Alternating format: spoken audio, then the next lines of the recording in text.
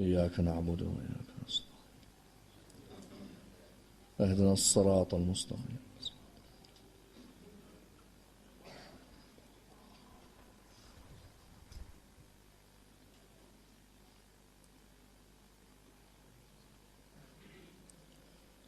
بسم الله الرحمن الرحيم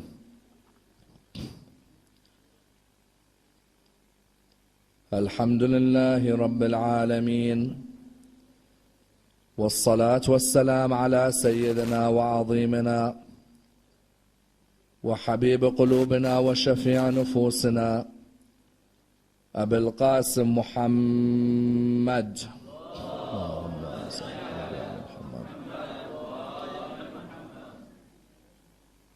وعلى أهل بيته الطيبين الطاهرين وأصحابه الغر الميامين.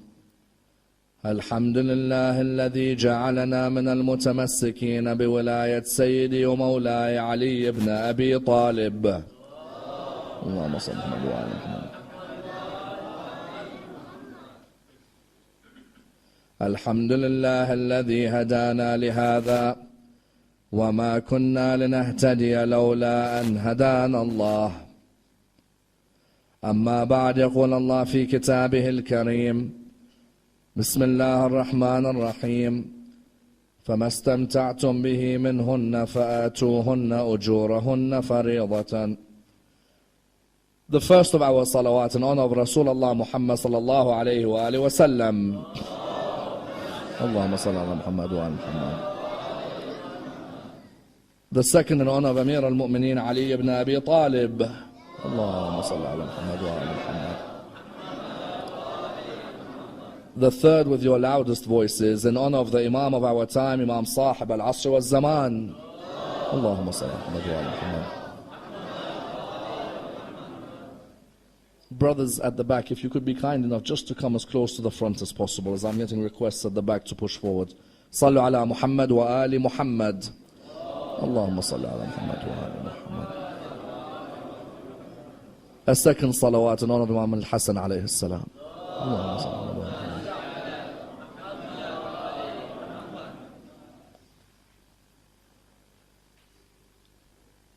Respected scholars, brothers and sisters, Assalamu alaikum wa rahmatullah wa barakatuh.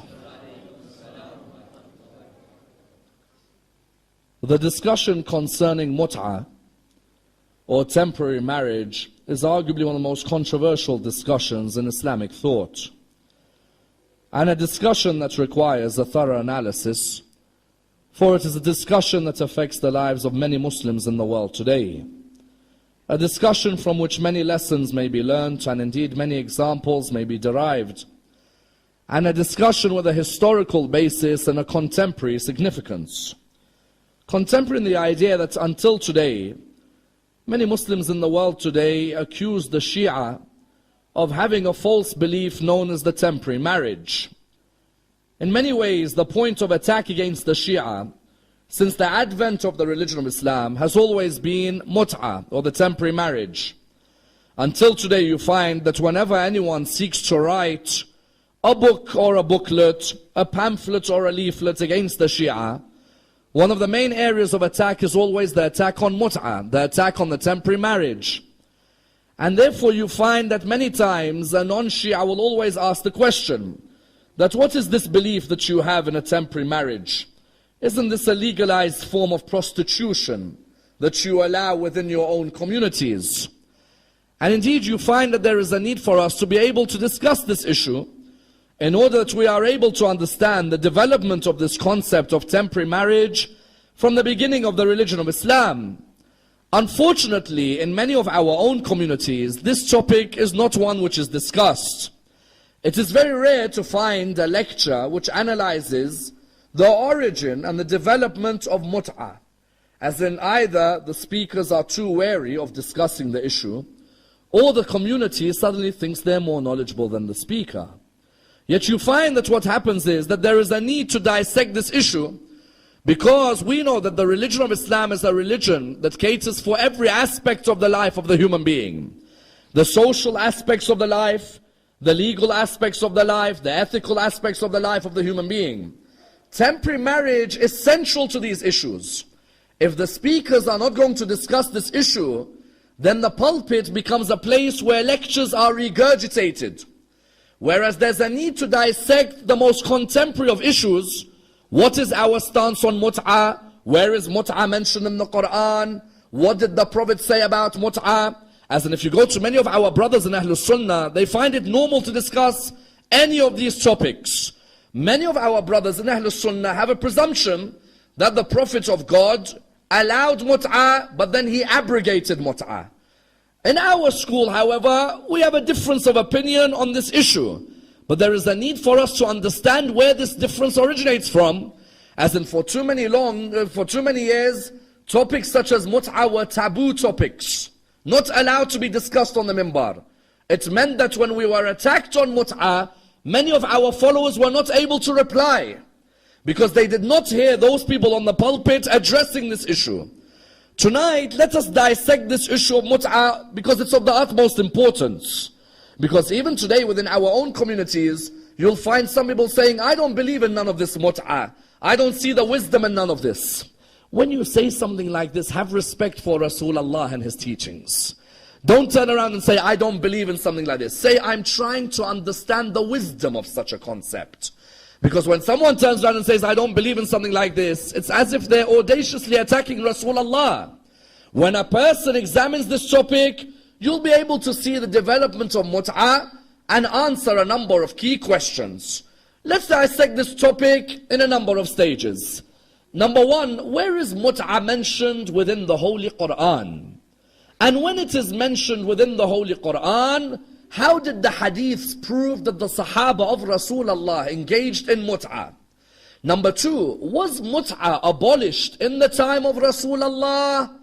And if it was, what are the proofs that it was?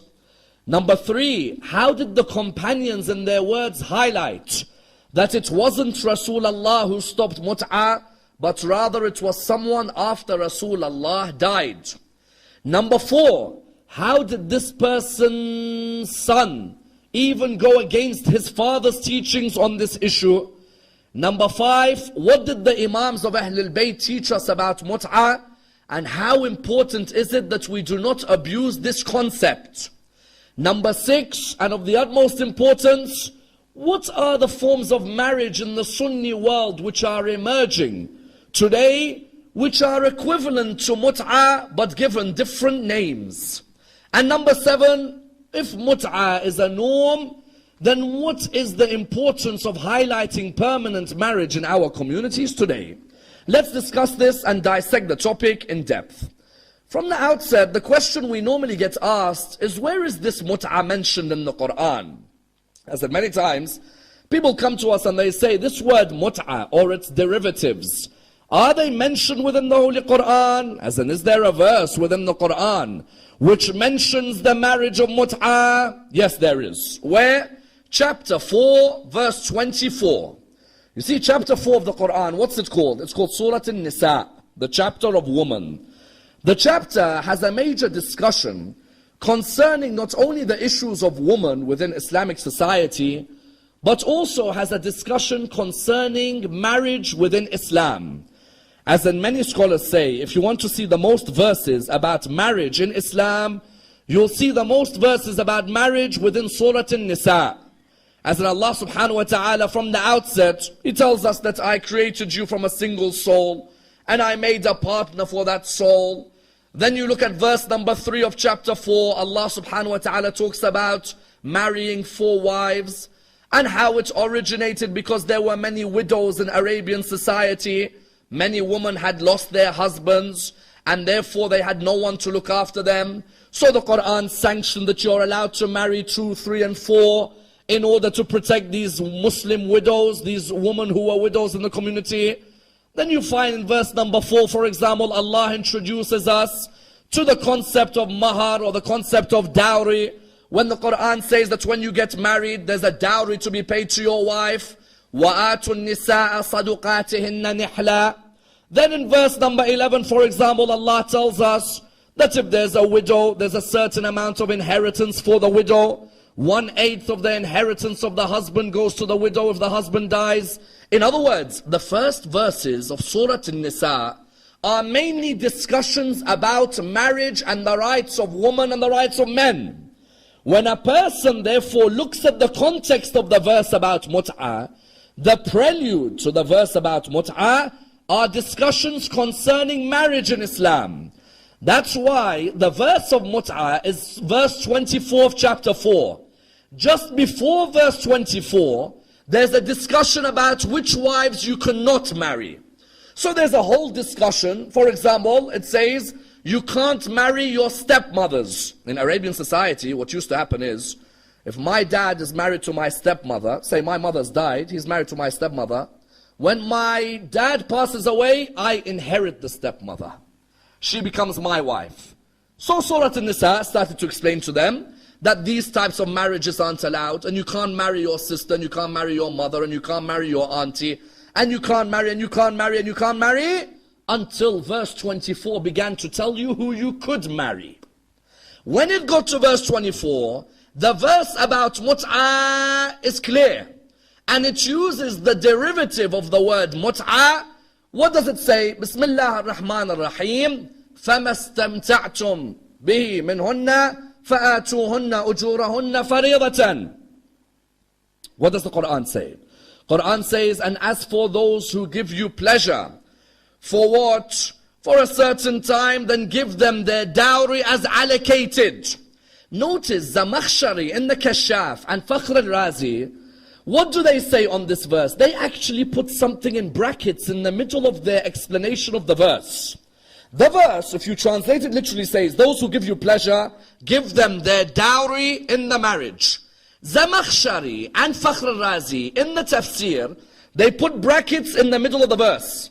So they write, فَمَا اسْتَمْتَعْتُمْ بِهِ مِنْهُنَّ إِلَىٰ أَجَلٍ مُسَمَّى فَآتُوهُنَّ أُجُورَهُنَّ فَرِيضًا. So in other words, this is what they write. They write, and those of them who you enjoy for a certain period, in brackets, then give them their dowry as you have agreed. Give them their payment as you have agreed. The word for mut'ah, the derivative used in this verse is the word istimta'. Why? The Quran speaks to the people according to their language, isn't it? According to their customs. Mut'ah wasn't initiated by Rasulullah. It was a marriage already present in the time of the Arabs. It was a marriage known as the marriage of istimta'. Therefore the Quran used the word istimta'. فَمَا اسْتَمْتَعْتُمْ بِهِ مِنْهُنَّ فَآتُوهُنَّ أُجُورَهُنَّ فَرِيضَةً. The Quran used the word istimta' to tell the people that this istimta' which you have, if you asked anyone in Arabia before this verse was revealed, excuse me, what's the meaning of the marriage of istimta'? They'll tell you the marriage of istimta' is when you marry someone, you agree with them a certain period you'll be married to them, and you agree with them a certain dowry which you're going to give them. That is the marriage of istimta'. When the Quran therefore used the word istimta', the Arab was used to it, as in the Arab, as soon as he heard فَمَا اسْتَمْتَعْتُمْ بِهِ مِنْهُنَّ فَآتُوهُنَّ أُجُورَهُنَّ فَرِيضَةً, the Arab straight away understood this refers to the temporary marriage. And that's why when you look in the books of our brothers, what do you find? In the books of our brothers, when it commentating on Surah 4, verse 24, you find they say all the Sahaba of the time when this verse was revealed, in the beginning of Rasulullah, stay in Medina. This is vital. In the beginning of Rasulullah, stay in Medina. Rasulullah was in Mecca for how many years? 13. And in Medina he was there for how many years? 10, isn't it? Because his total prophethood is what? 13 plus 10, 23. From 40 till 63, he announced his prophethood. This verse came down when he was in Medina. The Sahaba say that when this verse came down, Ali ibn Abi Talib said this verse was revealed about Mut'ah. Ibn Abbas said this is the verse about Mut'ah. Abdullah bin Mas'ud said this is the verse about Mut'ah. Ubay ibn Ka'ab said this is the verse about Mut'ah. In other words, the Sahaba who were living at the time, whenever anyone said to them, you know Surah 4 verse 24 when it says فَمَا اسْتَمْتَعْتُمْ بِهِ مِنْهُنَّ فَآتُوهُنَّ أُجُورَهُنَّ فَرِيضَةً, who was it revealed about? They would always say that verse is revealed about Mut'ah. Even the generation after the Sahaba. So say when the Sahaba died, the generation that followed them, who in Arabic are called the Tabi'een. The Tabi'een, you had people like Sa'id ibn Jubair says this verse is about Muta'ah. Qatada says this verse about Muta'ah. Ata says this verse is about Muta'ah. But the clearest explanation about this verse and Mut'ah was where? Sahih Muslim. We know that our brothers in Ahlul Sunnah, arguably amongst their most famous works, is Sahih al-Bukhari and Sahih Muslim, isn't it? As in when you ask our brothers from Ahlul Sunnah, what's your most famous works which are recognized as authentic? They'll bring about Bukhari and Muslim. Sahih Muslim has a whole chapter called the chapter of Nikah. And within that chapter, the chapter of Mut'ah. In the chapter, go and open Sahih Muslim. If anyone from outside the Shi'ah comes to you and says, what's all this Mut'ah, this nonsense? Say, hold on brother, bring Sahih Muslim to me. Let's open the chapter of Nikah. Let's see what is said about this verse. The Sahaba, 3 of them. Jabir bin Abdullah al-Ansari. And who else? And of the others of the Sahaba, you had, one narration mentions that Salama was another of the Sahaba, and Abdullah bin Mas'ud. They narrate, listen to their words. They say, we were on an expedition with Rasulullah, and we had an overflow of our desires. So we said to Rasulullah, Ya Rasulullah, are we allowed to castrate ourselves to please ourselves? You don't need to mention other words on the minbar. The reply from Rasulullah was, this is forbidden within the religion of Islam, but we are allowed the marriage of istimta, the marriage of mut'ah. Therefore, Jabir bin Abdullah al-Ansari said that we were allowed the marriage of mut'ah, where we are allowed to marry for a temporary period because we were away from our homes. Likewise, this is narrated by Salama as well. Likewise, it's narrated by Abdullah as well. In other words, Sahih Muslim gives you the reason. It says that these companions, they were away from their woman and they had an overflow of their desire. They didn't want to commit which was haram. You can't commit adultery in Islam. You can't please yourself in Islam. So Rasulullah said, what you're allowed is you're allowed mut'ah. There is no harm. Please yourselves by having married someone for a certain period of time, but you agree with them a dowry as per the conditions of the Quran, and then you can stay with them for that period. Was there a doubt therefore in the books of our brothers in Ahlul Sunnah, or indeed in our books, that Rasulullah originated mut'ah? No, there's no doubt whatsoever. There isn't a single Muslim on this earth, a single Muslim, who doubts that mut'ah was begun by Rasulullah. Every single Muslim is of the belief that mut'ah was originated by whom? Was originated by the Holy Prophet. The question then arises, then when was it banned? This is important because our brothers from Ahlul Sunnah, what do they say to us? They say, yes, you're right. Mut'ah was begun in the time of the Prophet. But mut'ah was banned, it was abrogated. So when was it abrogated? They say, oh, it was abrogated when Surah Al-Mu'minun was revealed. When which verse of Surah Al-Mu'minun? They say verse 5 of Surah Al-Mu'minun, verse 5 and verse 6 onwards. They say when the Quran says, وَالَّذِينَ هُمْ لِفُرُوجِهِمْ حَافِظُونَ إِلَّا عَلَىٰ أَزْوَاجِهِمْ أَوْ مَا مَلَكَتْ أَيْمَانُهُمْ. They say when this verse was revealed in Surah Al-Mu'minun, this is the clearest proof that Ibn Abbas says, as soon as this verse was revealed, then the issue of mut'ah was abrogated. We say, hold on. Number one, Ibn Abbas, we can prove years after Rasulullah died, still believes mut'ah is part of Islam. But number two, Surah Al-Mu'minun was revealed in Mecca. Rasulullah said mut'ah is part of Islam in Medina. How could a surah abrogate something that hasn't come yet? That's a very important point. As in someone comes to me and says, hold on a minute, hold on. Surah 23 abrogates this issue of mut'ah. I say, Habibi, Surah 23 is in Mecca. How is it abrogating something which hasn't come yet? Someone got a bit cleverer. No, in the debate they said, yes, this verse, وَالَّذِينَ هُمْ لِفُرُوجِهِمْ حَافِظُونَ إِلَّا عَلَىٰ أَزْوَاجِهِمْ أَوْ مَا مَلَكَتْ أَيْمَانُهُمْ. This is also in Surah An-Nisa.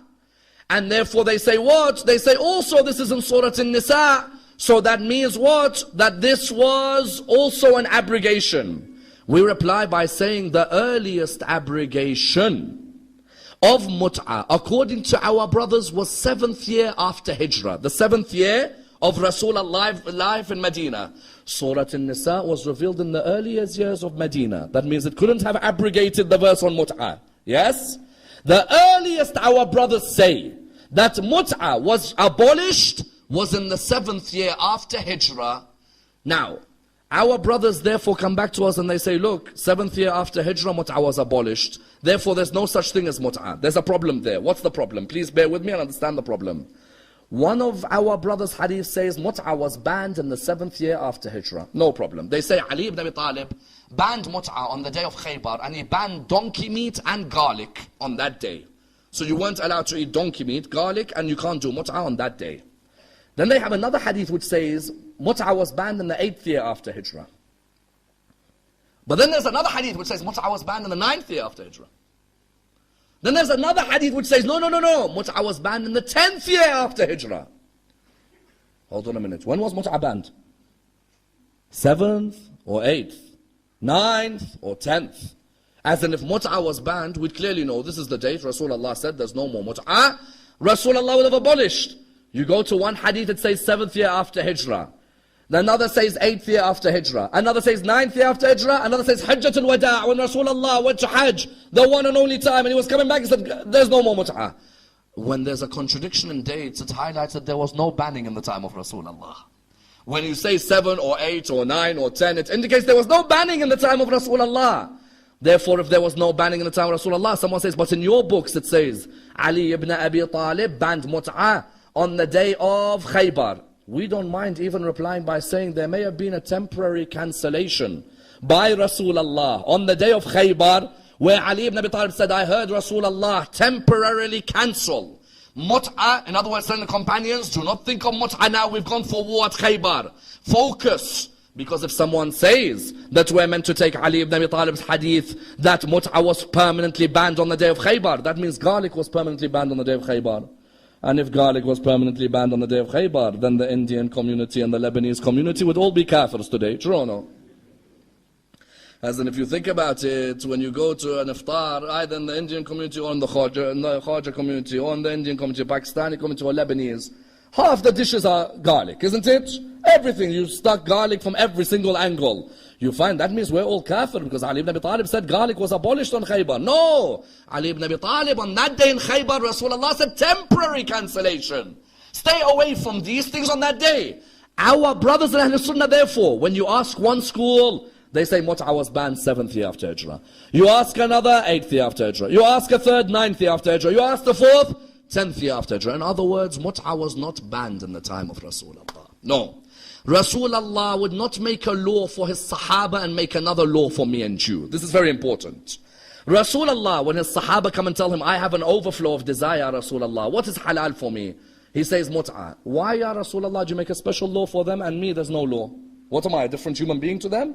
So you make a law according to their nature, that a human being, instead of doing adultery, there is a possible other option. You make a law for them, but I can't have that law? No, Rasulullah doesn't make a law for one group and make a different law for another. Rasulullah, until the day he died, Mut'ah was part of the Muslim world.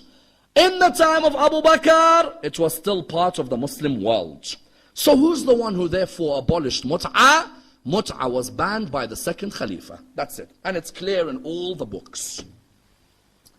And I tell you, the second Khalifa, only Allah knows how many innovations either he banned or he removed or he added. Until now, Hayya ala khayr al-amal, as-salatu khayrun min al-nawm, Hajj al-tamattu', the Mut'ah of Hajj, Salat al-Tarawih. One man, who our brothers admit, as in our brothers don't say he didn't, they say no, but it was good at the time for him to do such a thing. You see, we can prove that Mut'ah was still part of the legacy of the Sahaba. How do we prove it? Ibn Abbas became blind at an old age. The time that he was living, Ibn Zubair was alive. Zubair's son, Ibn Zubair, Abdullah, was alive. Ibn Zubair made a famous comment. Remember, Ibn Abbas at old age is living years after Rasulullah, isn't it? Ibn Abbas was alive at the time of Karbala. Ibn Zubair says, where is the blind man who's issuing verdicts on law, who's in charge of the treasury, who fights my auntie and the mother of the believers when Ali was alive? Where is the blind man who says that Mut'ah is still allowed until today? When the news reached Ibn Abbas said, take me to him, let me go and see him. When they took him, he sat down in front of him. He said, as for you calling me the blind man, Allah in the Quran says in chapter 22, verse number 46, that the real blindness is not in the eyes, but the real blindness is in the heart. As for you saying that I'm giving legal verdicts, the verdicts of law that I give are verdicts which people like you and those who you hang around with will never be able to comprehend. As for the treasury of the Muslims, I give out the treasury as to the people who deserve it. As for your mother of the believers, she was the mother of believers like us, not like you. It was Talha and Zubair who helped her in a fitna against Ali ibn Abi Talib. And as for the marriage of Mut'ah, go and ask your mother how you were born, then you'll know whether it was legitimate. What a line.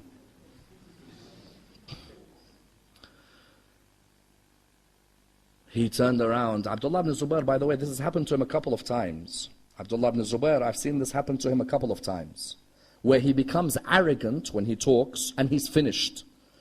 The other time this happened to him was with Adi ibn Hatim in front of Muawiyah. Abdullah ibn Zubair looked at Adi ibn Hatim. You know what he said to him? Adi ibn Hatim had lost an eye at the Battle of Jamal. He looked at him and said, Adi, where's your master Amir al-Mu'mineen to help you when you've lost an eye in battle? How did you lose that eye? He said, I lost the eye chasing your father Zubair when he was running away from the battlefield. That's how I lost the eye. In other words, this Abdullah ibn Zubair tries his hardest sometimes to be rude. But that's the problem in life. Sometimes you try and be rude, Allah slams it back in your face, isn't it? You find that as soon as he said that to Abdullah ibn Zubair, Abdullah went running home to his mother. Mother, he said to me that if you think Mut'ah is not allowed, then ask your mom, how were you born? She said, don't mess about with Bani Hashim and their relatives. You should know not to talk like this with people like them. They know every verdict and every bit of history. In other words, what? Ibn Abbas, after Rasulullah was alive, Ibn Abbas was of those who used to say that Mut'ah is part of the religion of Islam. It was not abolished. Who abolished it? Umar ibn al-Khattab abolished it. And Umar ibn al-Khattab, in his own words, he proves that he's not doing what? Renewing a sunnah. He comes forward and says that there were two mut'ahs which were allowed in the time of Rasulullah. The mut'ah of Hajj, you know the period you're together in Hajj, and the mut'ah of the temporary marriage. I abolish them. I abolish and prohibit whoever does them and punish whoever I find out has done them. Imagine. With full confidence, I knew there are two mut'ahs allowed in the time of Rasulullah, but I am the one who prohibits and I will punish anyone who's done this. And incidentally, it is clear within the books of our brothers. If you look at the Muhalla of Ibn Hazm, or you look at the Sunan of Bayhaqi, or you go to Tafsir al-Qurtubi, or even Zad al-Ma'ad of Ibn Qayyim al-Jawziyah, all of them admit that the man who banned mut'ah was Umar ibn al-Khattab. They give a reason. They say there was a man by the name of Ammar ibn Hurayth, and that this man made a woman pregnant from mut'ah, and that this caused a big mess. Umar said people are abusing this mut'ah, they've made woman pregnant. Even if you make a woman pregnant from mut'ah, Islamic law says that you have to be responsible for the child for the rest of your life. That's it. Islamic law doesn't say you can make someone pregnant, you have a child, and that's it, you leave the child. You do mut'ah, if there's a child born, you have to look after that child for the rest of your life. You don't just abandon a child on the street. You find that Umar banned mut'ah, and he's clear in his own words. And even there's an added line which I read in one hadith where he says, and if I find out someone has died and they had done mut'ah in their lifetime, I'll stone their grave with stones. You know what this is called? This is called ijtihad versus nas. The Quran is the nas from Allah. Ijtihad of a human goes against the nas. He's the one who abolished the mut'ah. And you find Tabari in the year 23 AH. Tabari says, Imran ibn Sawada came to Umar. He said, Umar, people are complaining. How could you abolish that which Rasulullah allowed? To which Umar replied by saying, Rasulullah, you know, it was an emergency for him at the time that he allowed them to do mut'ah. Whereas in my time, I think there's no more need. This raises a question, who's the Prophet? Who's the Prophet? As in, if you can say what's in your time and he can say what's in, who's the Prophet? But hey, at the end of the day, we have to respect our brothers. They have their books, they have their heritage, and they have to reach their own conclusions. You find, therefore, that in Sahih Muslim, it says, someone came to Jabir bin Abdullah al-Ansari and asked him about mut'ah. And Jabir replied by saying, we were allowed mut'ah in the time of Rasulullah. We were allowed mut'ah in the time of Abu Bakr, but Umar ibn al-Khattab is the one who banned mut'ah. Clear, in Sahih Muslim. As in, if someone sometimes reads their own books, it can be us, the Shi'ah, we're lazy, we don't read our books. And our brothers sometimes don't read their books. If you just read the books, it's clear that Jabir says the one who banned. And that's why Imam Amir al-Mu'minin has a lovely line. What does the Imam say? He says, if Umar had not banned mut'ah, there would not be a single case of adultery on this earth. Someone replies by saying, no, definitely there would be a case of adultery. What Ali ibn Abi Talib is trying to say is that it would be limited. It would be only from the worst, from a shaqi, from someone who has no respect for Allah, that they'd commit zina. Imam Ali says, if it wasn't for mut'ah, someone says, what does Imam mean if it wasn't for mut'ah? There wouldn't be zina except from a shaqi. You know why? Zina and mut'ah, someone comes forward today, they say, listen, your mut'ah is nothing, no difference to zina. It's both about adultery. No, hold on. When you come to zina, you don't think about Allah and dowry. You don't think about time period. You don't think about any of these. You don't think about that the lady has to observe an iddah for a couple of months after she's been with you.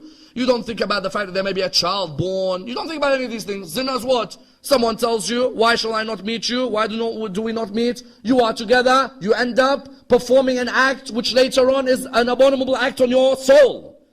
Mut'ah, a person knows.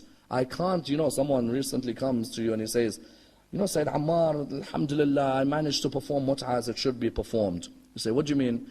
He said, I was at a party and I met this girl and I bought her some food and drink and you started talking with each other and laughing and then I hugged her and, and so on. Then I told her, you know what, we have to do something called mut'ah. Habibi, after all of that haram, you want to do halal? The person's destroyed every sin of Allah subhanahu wa ta'ala and then he comes at the end. Can we do mut'ah? What have you done in the beginning? I was at a club and I kissed, then I hugged, then I went, then I done, then I did. Then I said, Allah says we have to do mut'ah with each other. The girl will turn around and say, hold on, what are you doing? You've just done all of these things and now you want to do mut'ah. Mut'ah and zina, mut'ah has strict conditions. There's no such thing as I see someone and laugh with and talk with her for 3 months, then I take her out, then I do this, then I tell her, now can we do mut'ah? No, from the first second you meet someone and you have an interest in that person, you straight away have to say that in my religion, there are set laws which are made clear. In zina, there is no such set law. In zina, no one thinks of law. Just go ahead and think of your own desires. When Imam Amir al-Mu'minin therefore said what? Imam Amir al-Mu'minin said there would not be zina were it not for Umar prohibiting this mut'ah. Imam was saying people would have thought of Allah before they approached anything. They would have thought of the rights of the person they're with. They would have thought of doing everything in halal. In other words, Ahlul Bayt made it clear that the man who banned mut'ah was whom? Umar ibn al-Khattab. Someone came to Abdullah ibn Umar ibn al-Khattab, Umar's son Abdullah. They said to him, Abdullah, you hear what your father says? That there were 2 mut'ahs in the time of Rasulullah, but that I prohibit them and I'll punish whoever does them? He said, yes. They said to him, what do you think, Abdullah? He replied by saying, I'll make it clear. He says, my father saw something and he narrated another. And I go by what he saw and not by what he narrated. It's clear. My father saw Rasulullah saying mut'ah is allowed. And my father narrated that I'm going to abolish mut'ah. I go with what my father saw, not what my father narrated. Meaning when my father says the sunnah of Rasulullah is mut'ah, meaning that Rasulullah in his lifetime allowed mut'ah, I'm not going to go against Rasulullah simply because that man's my father. The sunnah I have to follow is the sunnah of Rasulullah. When Rasulullah says something is allowed, it's allowed until the day of judgment, isn't it? And when Rasulullah says something is not allowed, it's not allowed until the day of judgment. Therefore, Abdullah bin Umar himself, the son of Umar ibn Khattab says, that's my father's sunnah, and I have the sunnah of Rasulullah which I can hold on to. And that's why when you come towards this discussion, you ask the question, the Imams of Ahlul Bayt, did the Imams of Ahlul Bayt sanction Muta'ah? Who are they not to sanction Muta'ah? The Imams are following the line of Rasulullah in the Quran. When the Quran says, فَمَا اسْتَمْتَعْتُمْ بِهِ مِنْهُنَّ فَآتُوهُنَّ أُجُورَهُنَّ فَرِيضَةً, the Imams of Ahlul Bayt sanctioned Muta'ah according to the way the Quran had sanctioned Muta'ah. But the Imams of Ahlul Bayt asked their followers to make sure, like any act of worship, do not abuse an act of worship. What do we mean? These are very important points. The Imams of Ahlul Bayt, for example, highlighted, you know, today someone comes and says, you accept Muta'ah? You say yes. Then give me your sister. Habibi, if you want my sister, you're more than welcome, but my dad is the guardian of my sister. Go and ask him first and see the reply he'll give you. Isn't it? As in, don't just come and throw accusations. In Islam, if the girl has got a guardian, you need to ask the guardian's permission, isn't it? You can't just come and say, give me your... Hey, go and speak to dad. My dad's the guardian. You go and tell him what you want to do and see what my dad's saying to you. There's a law. There's a law where there's a guardian. Ahlul Bayt say there's a law, number one. Number two, Ahlul Bayt even go further to say what? Do not engage in mut'ah with those women who are known for being women of zina. This is vital. Because today, what's begun to happen? The followers of Al Muhammad have begun to say, well, you know what? If I have to set a time period, and I have to set a dowry, then I can be with any woman. Isn't it? Do I need to be more blunt on the minbar? Time, dowry, I can be with any woman. Imam al-Sadiq says, do not go to those women who are known of jumping from one partner to another. The woman of zina. So someone asked him a question, how do I know who a woman of zina is? Listen to the reply, it's magnanimous. He says, the one who wouldn't care whether you did mut'ah with her or you didn't. There are some who say that you may say to someone, let's do mut'ah, and the reply will be, it doesn't matter, you know, do we have to? It doesn't. Then there are others who say, no, actually I want to make sure I understand what is happening. Explain to me. Is this good before God? Does God allow this? Where is it written? Do you see what? It's two different. There's one who's like, okay, giggling, you know, let's just get on with things. There's another one, no. There's another one who says, no, there are strict guidelines. Someone may turn around and say, we don't want to be too explicit on these issues of mut'ah. Habibi, what do you mean we don't want to be too explicit? Do you know what's happening in your community or no? What, we're all ma'soom in our community? Because someone takes this thing and abuses it. It becomes abuse. Imam al-Sadiq didn't say we're allowed mut'ah so that we go with women who are known for zina. You don't think that woman will affect your soul? Ahlul Bayt said, a woman who's known for zina, where she moves from partner to partner, you don't do mut'ah with someone like that. Someone like that doesn't care about legitimacy.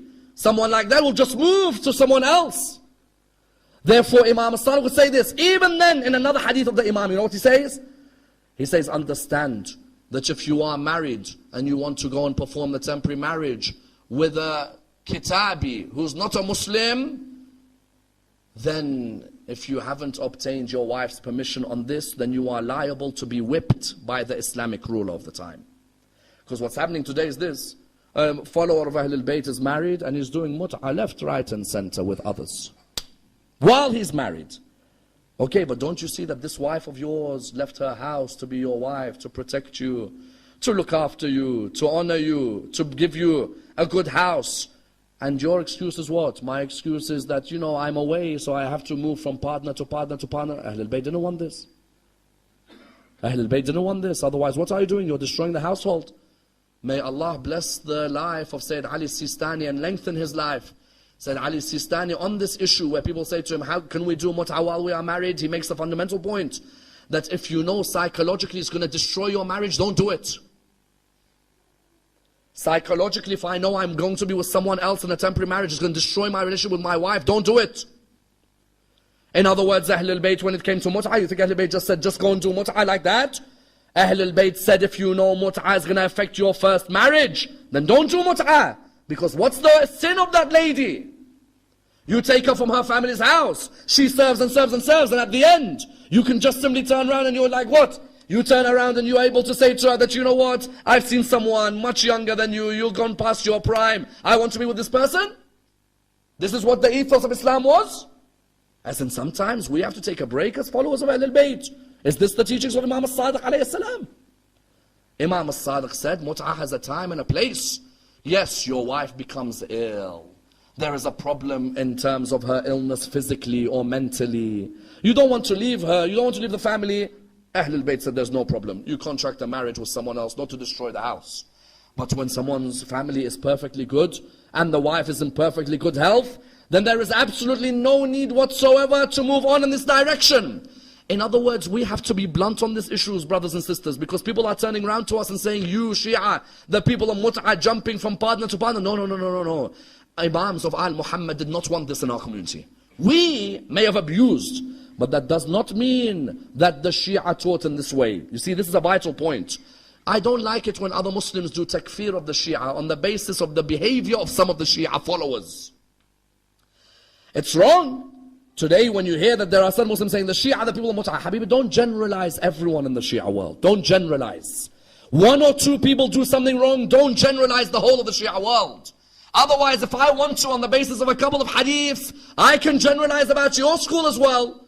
I can go to another school in Islam, in their books of hadith, it says, if a man, there's a question, if a man marries a sheep, in the books of hadith, and there is a child who is born who turns out to be a man, then are we allowed to what? Are we allowed to pray behind that man who's born from a sheep? Yes, we are. Can we sacrifice him on Eid al-Adha? Yes, you can as well. You can. If I want to look at other schools in Islam, wallah, I can sit here all night and I can bring you hadiths from other schools in Islam. You'll pull your hair out when you hear them, honestly. But we're not going to generalize about a whole school because of a few hadiths, isn't it? Likewise, don't generalize about the Shi'ah because of a few hadiths. Rather, understand the Imams taught us one thing. If there's a few of us who are doing something wrong or abusing something, that's their responsibility with Allah subhanahu wa ta'ala. Otherwise, the Imams have made everything very clear to us within their teachings. And that's why when it comes towards our Sunni brothers today for years, Shi'ah, Muta'ah, Shi'ah, Muta'ah, Shi'ah, Muta'ah. Okay, how about today in the Sunni world? Misyar and Urfi. Go on Google, type Zawaj al-Misyar, the Misyar marriage, or type the Urfi marriage. Misyar marriage, a marriage of convenience. You're traveling, you want to be with someone, but you don't really want to look after them the whole year, so they only spend a bit of time with you. Hold on a minute, hold on. This is allowed? Yes, there's no problem. Our Sharia allows it. Hold on a minute, so why have you been attacking me about Mut'ah for 1,400 years? No, you don't understand. This marriage is allowed because, you're traveling, you may be alone, so you get someone, but both of you don't really want to harm each other's life, so you stay with each other for a period and then you leave each other. Hold on a minute, isn't that... No, it's not Mut'ah, it's called Misyar. We don't say Mut'ah, we say Misyar. Okay, no problem, Misyar. But why have you been attacking me for 1,400 years and now you're allowed to do Misyar? Let's not stop there. In Google again, type Zawaj al-Urfi. U-R-F-I. Type it on Google. A marriage where the two of you want to get together, but you're still not wealthy enough to live in the same house, and your parents are still unsure or uncertain about whether you should be together, so you secretly get married for a while until you have a wedding. Hold on, you've been attacking me for 1,400 years. This is allowed? In other words, however much you try to attack the wisdom of Rasulullah, his wisdom still wins at the end. His wisdom still wins at the end. Rasulullah said to you, don't do haram. There is a legitimate way. And that's why I always encourage in the engagement period, don't straight away do nikah in the engagement period. There are many Arab communities, you will find straight away they do nikah while the two are engaged. No, do a mut'ah. The father is the guardian. He sets the conditions in the mut'ah. How many months they are engaged, he sets. The dowry, he sets. And he also sets that the boy and the girl can only see each other for a limited time. He sets everything. Some Arab communities, in our communities, they go straight into nikah.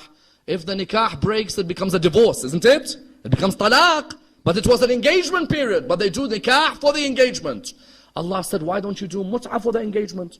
Mut'ah, the guardian gives permission, the two can be together, but the guardian stipulates how long the two can see each other while they are together, and what they can have with each other. In other words, in our communities, mut'ah has a purpose. Don't just turn around and say, no, it's not part of Islam. It's part of the Islam of Rasulullah. But it's something which has to be honored. They say, but people are abusing. We educate the people who are abusing. We give them the books of fiqh. We remind them. If I see today someone abusing salah, I educate them, don't I? If I see someone abusing fasting, I educate them. Likewise, if I see someone abusing mut'ah, I go to them and I say to them, listen, this is what Ahlul Bayt have taught us. Read the hadiths. Ahlul Bayt allow it. But they say there are certain things you shouldn't fall in the trap in. Because that is not what mut'ah was intended for. And that's why in our communities, mut'ah only becomes an issue when the permanent marriage becomes difficult. Today in our communities, people asking for the biggest houses and the fastest cars and the biggest paychecks. And that same father who's asking for these things, if you tell him, how did you marry your wife at the beginning? He'll be like, wallah, I didn't have anything. So why are you expecting the boy to have something from day one? It only becomes an issue when we're making the permanent marriage become difficult. Rasulullah would say, let your sons and daughters marry at a young age, so they don't have to go into that world of temporary relationships. Yet you find that our making marriage harder leads certain people towards that mut'ah relationship. And that's why we need to understand that there is nothing better than having that permanent partner, that brick wall for you in your life. Someone who looks after you, looks after your emotions, protects you and protects your children. For every glory there is in the temporary marriage, there is nothing surely as glorious as having a partner who is with you through thick and thin, through the good times and through the bad times, until the day that you pass away.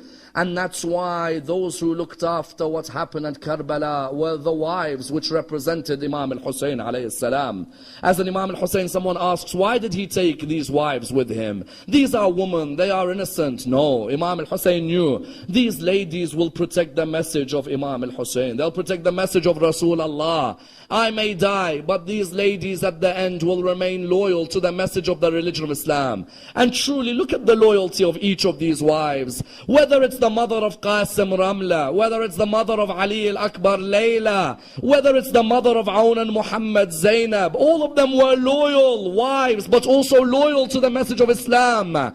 And none more so than the loyalty of Rabab, the mother of the 6-month-old baby, the wife of Imam al-Hussein. This lady, the calamity she went through was unbearable, especially when she had to give away that baby to Imam al-Hussein. Do you know how difficult that was? To give away that 6-month-old baby to Imam al-Hussein. And then in which state was the baby returned? With an arrow directly through the neck of that baby. Then after that you find on the 11th of Muharram, on the night of the 11th, Sayyidah Zainab says, I was looking for Rabab. I couldn't find her. I saw Layla, I saw Ramla. But where was Rabab? I didn't know where she was. She then said, as I walked out on the battlefield, I saw a lady lying on the ground. I said to her, Rabab, what are you doing? She said, I'm looking for my baby. I want to give some milk to my baby. I left him alone without giving him anything. Then on the Arba'een of Imam al-Hussein, on the 40th, when they returned back to Karbala, Rabab returned back. The poets say when she came near the grave of Imam al-Hussein, she looked at the dust of Karbala. She said, oh dust, I beg you, don't sting the neck of my baby. Those of you who have a baby, imagine that dust of Karbala stinging its neck after the arrow has attacked it. But do you know what the most beautiful line was? The most beautiful line of Rabab when she returned to Medina after Karbala. When she entered her house, she used to have a roof on the top of the house. She ordered the builders, she said, builders, remove the roof from the top of the house. The builders turned around, they said to her, why? She said to them, how could I have a roof covering my house while Aba Abdullah lay on the ground without anything covering his holy body? How could I think of covering myself from the heat of Karbala while Imam al-Hussein was being burnt by the heat on the 10th of Muharram? Inna lillahi wa inna ilayhi raji'un. We pray to Allah subhanahu wa ta'ala to raise us with Imam al-Hussein alayhi salam, to allow us to be amongst the companions of Imam Sahib al-Asr wal-Zaman. We pray to Allah subhanahu wa ta'ala for all our brothers around the Islamic world, to hasten the reappearance of our 12th Imam. We pray for our brothers around the Islamic world, especially our brothers in Burma, our brothers in Syria, our brothers in Pakistan, and indeed all our brothers in Iraq and around the Islamic world. Oh Allah, unite them on the love of Muhammad and al-Muhammad. We pray to Allah subhanahu wa ta'ala with the Surah Al-Fatiha. But before it, the loudest of your salawat. Allahumma salli.